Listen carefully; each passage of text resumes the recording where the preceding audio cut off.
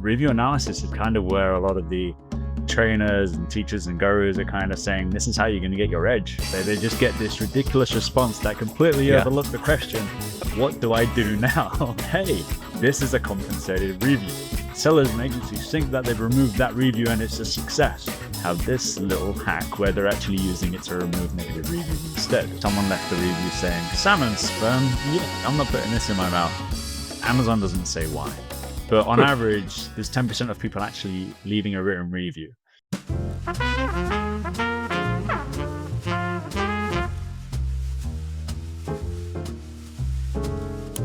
Sean, thank you for coming on and talking to us about a somewhat, I think, not left in the wayside, but a somewhat less thought about topic in Amazon reviews and getting the reviews compliant. I think most people would think, oh, are my ads performing good? Is my content working? And I think less people would say, how are my reviews? And more so, less people than that would say, how can I get my reviews, my negative reviews removed? So excited to go into a little bit deeper topics on this, on the review side of things, and get into a few different questions here. But I'd love to first hear from you about how you got into the Amazon review space, the Amazon review niche. Yeah, absolutely. So it started 10 years ago when I got a ton of credit card debt investing in selling on Amazon courses. So I became a seller and have been selling now for 7 years. And that's really how I got into it. I started off at Helium 10 back when I was a team of 25. And then, of course, that blew up. Good timing. And then also just, you know, being capable for what it was they needed, which was affiliate management at the time. Learning a lot about marketing. And then the economy on the e-commerce side kind of plateaued. Things started to shift in the space. A couple of other companies started to come into the scene, and one of the ones that I noticed was VOC, which was a review analysis software. So I reached out to them, saw they had some growing pains, so I Hmm. ended up joining their team and really getting deep into the review analysis and what is now the negative review removal and other features as well. But it Right. turned out that no one was servicing that market in the e-commerce space. But now with AI blowing up and it being a really competitive landscape, review analysis is kind of where a lot of the trainers and teachers and gurus are kind of saying, this is how you're going to get Hmm. your edge by analyzing these reviews, really connecting with the customers and resolving their pain points. So Right. that's how I got into it. It's very you're right, it's a great point. It's very interesting about how Rufus, they say, is reading your reviews now, and all the other AIs too are saying, when you ask them a question of what's the best product for X, Y, and Z, they're looking at the reviews and saying, based on reviews, people say it's this one. So you're right, this has become much more of a important topic and maybe less of a niche um, than I would have thought maybe than even a couple months ago, or a few year or so ago now. So yeah, I'm excited to get into it and kind of talk with you about a few things because this is something that I'm not super knowledgeable in, and I always like to improve my knowledge of things that I'm not Yeah. knowledgeable about. So Yeah. Yeah. I want to start off with the sort of a broad question, kind of, but looking at the community guidelines, Amazon's community guidelines for reviews, they can be kind of vague. In your experience here with VOC, what is sort of maybe the line that a reviewer can cross that makes a review 100% removable, even if it doesn't seem like an obvious violation at first glance? Like, what's something that they can say, or what are some things they can mention that automatically says, okay, yeah, that can be removed? That's that's kind of where the trouble is, right? So Amazon is doing a pretty decent job at removing these kinds of reviews automatically, the ones that obviously cross the line. But then, of course, it doesn't catch a number of them, and that's where Hmm. either a service you hire, third party service, which can remove a negative review. They charge like $200 or more per review removed, or the software service comes in and aids agencies or brands and at removing the reviews. Um, Mentions of prices get overlooked a lot from what we see by Amazon's algorithm. Misspelled curse words and stuff as well. So anything really to do with pricing is probably one of the easiest to get removed. There's a lot of people that mention, "Hey, it's this much at Walmart. Um, you can buy it. I'm going to buy it there instead." Easy one to get removed. Um, so I'd say that to answer that question. What are some other things that maybe you've seen that Amazon has either missed? Like, what about I always think that taste is so subjective that I feel like if you leave a review and say, "I didn't like the taste," and that's it, that should be removed. Does that fall under their jurisdiction? Like, can you get that Yes. removed, or is that not really No, a no? no, Ugh, it's an honest opinion. If it's clearly or obviously leaning towards another product, then those I've seen removed pretty easily. And when I say pretty easily, like even if it obviously violates Amazon's guidelines, there's many cases where you have to just open up another ticket. I don't know what kind of AI mm, automation system they have or who the customer support agent is or where they're from on the Amazon side, but some of them, yeah, a lot of them just copy and paste something just to get your ticket closed or get you responded to right. maybe try and get their NPS response score improved or something. That's what it feels like sometimes to a lot of sellers, Hmm, right? They just get this ridiculous response that completely yeah, overlook the question, what do I do now? right. And it's like, you just pasted the same thing that you sent me in the last case response. It's called the Amazon help desk, right? Help desk for a reason. I think a lot of people would say that, unfortunately. I know they're just people, but you're right. It feels like sometimes they're not even reading the case. But sort of on that note, but on the flip side of that even, people would say that obviously a one-star review is a disaster. You don't want any of them. Is there ever a time where maybe it would be I don't know, better to publicly respond to something as opposed to like, so let's say it is a review you can't get removed. Do you work with people to kind of fight back a little bit, or do you take into account the review itself? And are you able to work with the sellers to say, hey, this person, a lot of people have mentioned X, Y, and Z. Like you're scanning the reviews, right? And you're saying a lot of them are mentioning this in about your product. And then can you share that with them to help them better their product or change something about it? Is that something you guys do as well? Yeah, so we don't do it for them. They just sign up and so we've been generous to all of the individual small sellers, right? People selling one ASIN and that or about to launch, they just need one report. So VSC comes with a 1 day trial and it unlocks whatever report that they want. So many sellers, they don't need to pay for a pay plan. They just generate a report on their niche or their product, their one product Mhm. that they have, and they can get all the answers from that. It's going to tell them what people don't like about that product. It tells them, it gives them all the consumer insights of what Okay. people are saying that's bad about it, what's good about it, what it's missing, right? Mm. Gives them market data, keyword data. But after that 1 day, they don't need to pay. The largest user base of VOC, at least paying, is the agencies because they need to keep generating reports for Mm. hundreds of different ASINs, multiple brands. But it's becoming a lot more new seller friendly Okay. in terms of it now does like review tracking. So it will track and alert you as soon as a negative review comes in. And that's vital for a brand new seller launching a product, right? Because if you launch this product and then all of a sudden you get a review from a competitor that says, oh, this product absolutely sucks, XYZ. You can there's a we actually got there's a perfect method for not perfect. There's no perfect method, but there's a high working method of getting negative reviews removed, and it's not the typical. All right, I'm brand registered. Let's go through the review reporting section of Amazon's backend. It's there's a link to a form where you can report to say, hey, this is a compensated review. Right. But a lot of the Chinese sellers we found have this little hack where they're actually using it to remove negative reviews instead, even though it has nothing to do with a compensated review. And that form has the currently the highest success rate in removing negative reviews. But you can learn from the majority of them. But as a new seller, um, yeah, you can just generate a report. It's going to summarize something that's interesting actually. A lot of people were using Helium 10.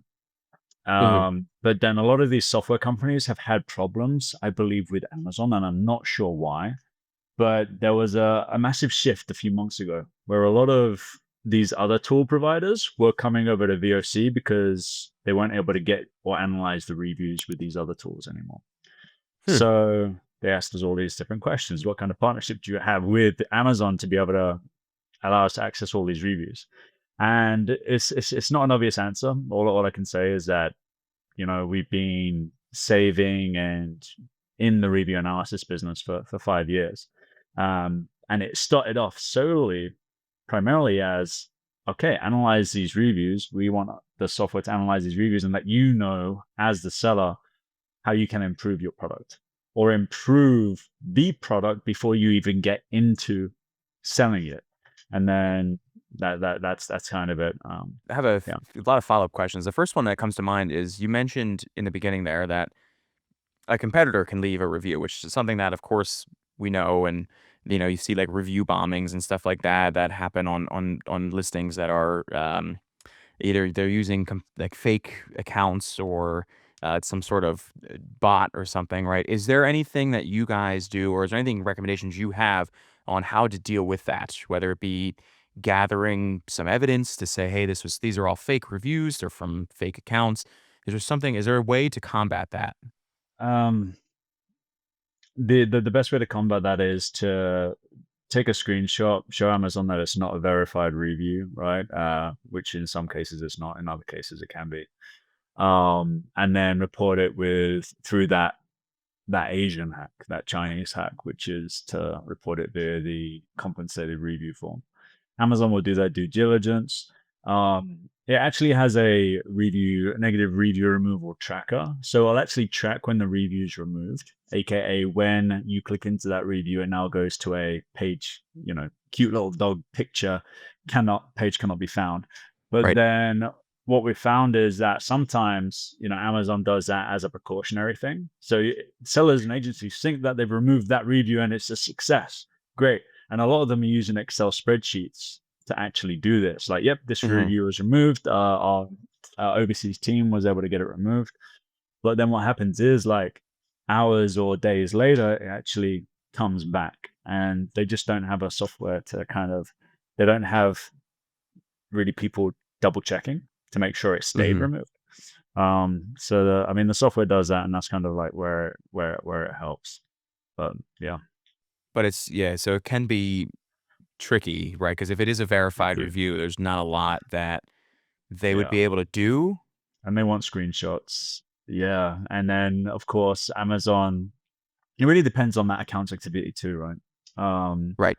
if they've been flagged by other products as being a competitor, and they see that those competitors only leaving negative reviews on similar products to the ones that they're selling, it's easy to get removed. If it's a newer seller account, yeah, it's easier to get removed. But the ones that aren't, we've seen negative reviews take like 5 or more different cases just to get a review removed, and that can be for the easy ones and for the hard ones. So it's you just got to have someone proactive on it and doing their Yeah. best at getting it removed. Is there a difference that you notice between someone that's a disgruntled customer versus a bad actor competitor that's trying to destroy a listing? Like, is there any specific wordage, or are they pretty good at integrating into with what a normal customer would say? Aside from the verified review part, is there something that you guys identify that says this is not a legitimate review? This is someone faking it, like in their verbiage? It's hard to identify because Yeah. there's so many competitors out there, and they all sound different, and they're of Mhm. course trying to fight the algorithm and that to not get discovered. Right. At least they got the ones that are easily removed. They're just like new competitors that have no idea what they're doing. Hmm. But then you have the competitors who've been around for a while, and they've trained a team to do it, but they Hmm. don't want to do it from their main account. So it is typically newer accounts, and at some point they'll eventually get found. And then you'll open up your account, and you'll see that net reviews were removed, and you're not sure why. And there's that tracker inside of VOC that tells you if how many on a certain date negative reviews were removed or re-added, and then how many positive reviews was removed or re-added. But Hmm. it's a tough space, and there's no Yeah. one really servicing. Yeah, you know, via VOC actually blew up because there literally is no competition that's servicing the review space because everyone is using Google Sheets or they're using VOC. Um, but yeah, uh, For a case study perspective, what's been the most maybe unusual review that you've had removed, or maybe more like what is the most unusual violation of terms you've ever successfully used as grounds for a review removal? Like, what are some stories about how you've helped a customer in a way that maybe you thought this review is hopeless, it's staying up, but then you found something that pushed it through, or something along those lines? it was I mean, only one comes to mind. I don't actively work with the sellers myself. Um, they just we give them the tools to do it themselves. Hmm. Hence Hmm. why, yeah, they can do it for so cheap. But one of the reviews that just comes to mind is PDRN is absolutely exploding for like skincare and stuff. Right. And PDRN, I believe, is it comes from like salmon sperm, and someone left a review saying salmon sperm. Yeah, I'm not putting this in my mouth. And then you know, a few days after tracking the review was reported, it showed that it got removed, which is cool. And it was exciting for me to see because it validated that it actually tracked successfully and worked. But I'd say, yeah, I mean, that's really the only thing that comes to mind. But I Very thought it was funny. interesting. Salmon sperm, Even yuck. yeah. Yeah. But even though it was you're saying this is an ingredient in the skincare, but because they said that, like, what was the reason for the removal? That they just mentioned sperm? It's not like, because it wasn't like a proper review. It was like Amazon doesn't say why. They just say it was They just removed, say, you know? well, I guess if it's skincare too, you're not putting it in your mouth, so that's just a silly. I That see what as you mean well. now. That as Okay, well. right, like a So misuse. misleading or misguiding, and she got it. But then at Hmm. the same time, I thought it's. I mean, people put It's salmon eggs in their mouth, right. but maybe, but eggs is, yeah. I guess we're more inclined to be okay with putting eggs in our mouth than salmon sperm, but it's an extract from salmon sperm that you put on your face. That does the Right. skin really good. It's interesting, yeah. I mean, if it works, it Interesting works. I stuff. don't want to sound gross, but if it works, it works. So, Yeah, yeah. but We yeah, probably lost all the male audience watching right, they're this, but gone. all the They dropped females are off. still watching because it's like Right. skincare. Great. Ooh, here we go. Yeah, they're locked in. Yeah. Yeah. No, that's interesting. That's a funny. I wouldn't think to. I mean, I can't believe that reviewer thought to comment that, but Yeah. um, I know there are some interesting people out there on the review side. I know there are a lot of people that are. I feel like if you're a different breed. If you choose to go on and review a product, I personally have never done that. Speaking to a review expert, I've never left a review for an Amazon product, even if it has saved my life. Even if I ordered it 6 years ago and I still use it today, I've never been so inclined to leave a review. I'll leave like a score, like I'll say, oh, 5 stars or whatever, but I've never typed out a review. So this world is so fascinating to me of people that are either so angry at something they have to go and type out that it's horrible, it sucks, it's bad, um, or they love it so much that they have to go in and praise it. Yeah, that's interesting. So, I mean, the Yeah. stat that we've seen is because a lot of people come to us and say, "Hey, these products have 30,000 ratings, but Hmm. your software is only analyzing 300 of them." And we found that the statistic is that, I mean, our software just analyzes the reviews, right? It lets you know how Right. many ratings there are, but of that, there's usually Right. 10%. 10% to 25%, and that's if they're really good at their review game. But on Huh. average, there's 10% of people actually leaving a written review. So one in 10 people actually leave feedback, which you're nine of the 10 that don't. And I would Right. say I'm most of the time, 95% of the time, I'm nine of the 10 that don't. I've only left like five reviews in my in like the last seven Yeah. years probably. Yeah. It's so Written interesting reviews. to meet a an Amazon review person. I feel like they're a different. I feel like you can almost tell who the 1 of 10 is. Um, I don't know if you ever met anyone from the Vine program. It used to be an old dream of mine when I first started getting into Amazon. I said, I need to be a Vine reviewer. I'll get so much free stuff. It'll be awesome. And then I found out how extensive that process is. And they're like, you have to leave 1,000 reviews. And I couldn't bring myself to even leave one. So, yeah, it's pretty in depth. I don't know if it's exactly 1,000, but I know you need to have a long-standing account. Um, You have to have a certain amount of reviews. A certain amount of people have to find it helpful, right? So it's an interesting process that the Amazon reviewers go through, or Amazon Vine reviewers, I should say, go through to be qualified for that. So Yeah. Yeah. I was trying to get my mom into that actually. She's retired and yeah, she's getting bored. I like that'd be a great thing. But it's like, yeah, come on, mom, you gotta actually be more you gotta interactive get with on it. the You gotta Amazon pick. reviews now. Yeah, you gotta start picking products. You gotta be leaving them. Yeah, no, it seems like it'd be a fun gig.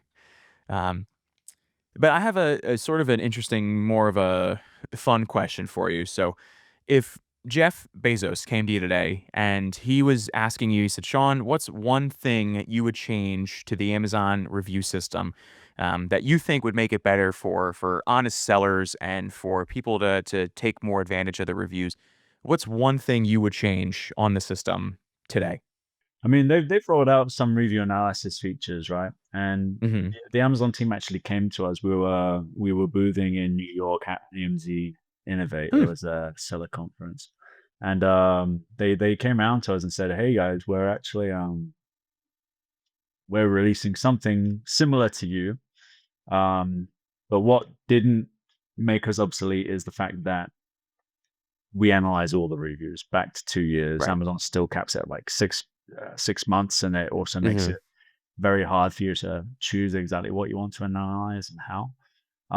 But one of the things that we chatted about was product research and discovery through Amazon reviews. Um, I guess this is maybe kind of answering your question from a different angle.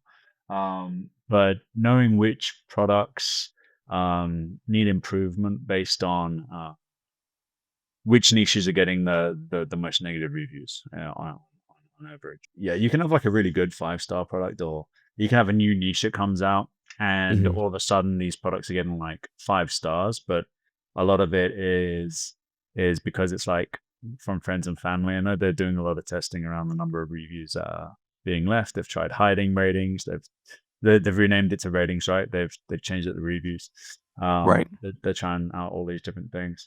Um, One obvious answer doesn't come to mind besides just enabling sellers themselves to find out which niches more easily are on average getting negative reviews and need more, Hmm.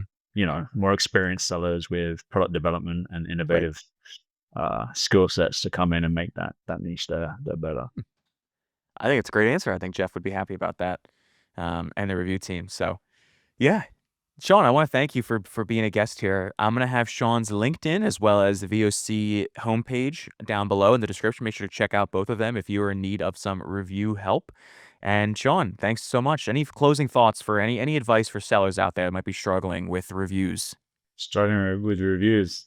or struggling Um, with managing their reviews? Maybe I should say. yeah, it can be very tedious, especially if you're a individual seller doing it yourself. Um, I'd say if you don't have the money and you're struggling with budget, you know, there's a take advantage of VOC's free trial. Otherwise, if you are a growing seller and you just feel overwhelmed, there's very friendly, knowledgeable people overseas that you can easily hire nowadays. There's different services that do it. There's onlinejobs.ph, which a lot of sellers are leveraging to hire a full-time or even just part-time VA or EA for, from $200 a month. Hmm. Just use your resources. There's so much that can be done, and attention is all over the place right now, especially with AI. If you feel like you don't have the time, which I feel like that's most people, Hmm. hire a VA. It's time to hire a EA or VA, and just assign them one thing to focus on. Um, Especially if your attention is scattered, which a lot of people's are these days. Love it. Love it. Sean, thanks for your episode. Appreciate the interview. And Thank you, Milton. thanks for all of your answers there. Thanks, everybody, for watching. I am your host, Velocity Pete, and we will see you next week.